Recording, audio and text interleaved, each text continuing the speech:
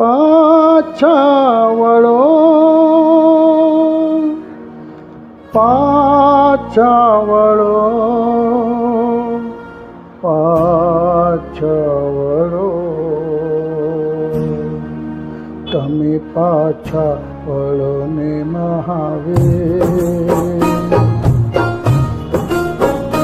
તમે પાછા વળો ને મહાવીર, તમને એક દુખિયા પુકારે છે, તમે પાછા વળો ને મહાવીર, તમને એક દુખિયા પુકારે છે.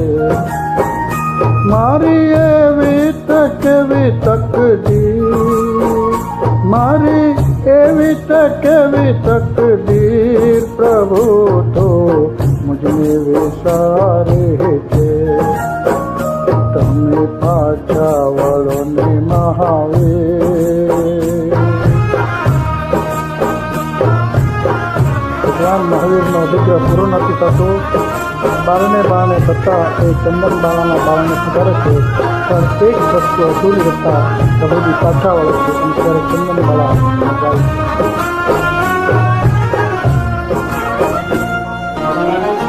ભગવાન ક્યાં વિચારતા હતા?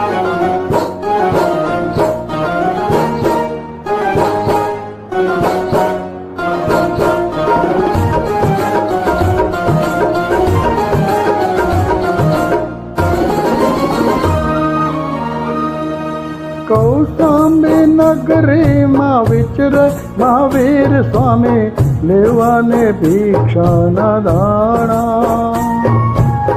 કૌશાંબી નગરીમાં વિચરે મહાવીર સ્વામી, લેવાને ભિક્ષાના દાણા.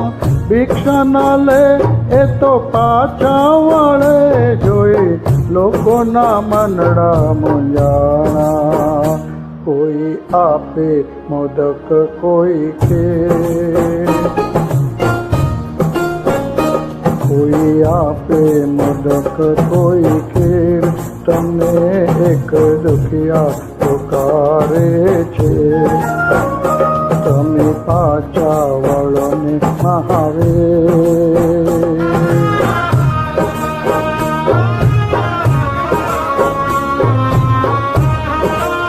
આટલો અભિગ્રહ તો ભગવાનનો પૂરો થવા માટે પણ કુદરતે કરેલું ને ચંદનબાળા માટે જ પૂરો થવાનો હતો. બધું જ બરાબર હતું, પણ આંખમાં આંસુની ધારા નહોતી, એટલે ભગવાન પાછા વળે છે ને ચંદનબાળા પોકારે છે રડતા રડતા.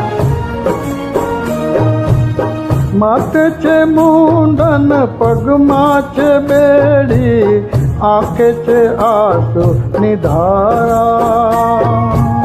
માથે મુંડન, પગમાં છે બેડી, આંખે છે આંસુની ધારા. સુપડાના ખૂણામાં અડદના બાકુડા, ભરો ને વીરજી મારા, તમે મહેર કરો ને મહાવીર,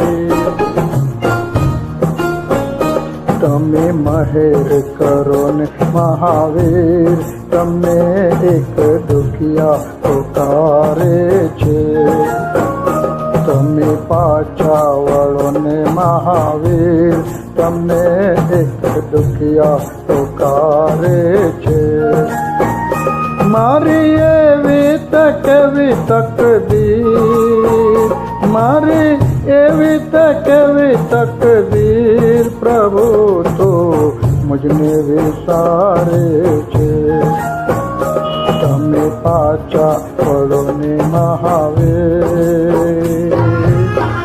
આ પ્રમાણે આંખના આંસુની ધારા આવતા ભગવાન મહાવીર પાછા વળે છે અને એમના હાથે પારણો થાય છે. ચંદનબાળાના હાથે ભગવાન મહાવીરના અભિષેક પૂર્ણ કરી પારણો થાય છે અને ચંદનબાળા પણ ફરી જાય છે. ભગવાન પહેલી સૃષ્ટિ. જય મહાવીર, જય હો, જય હો.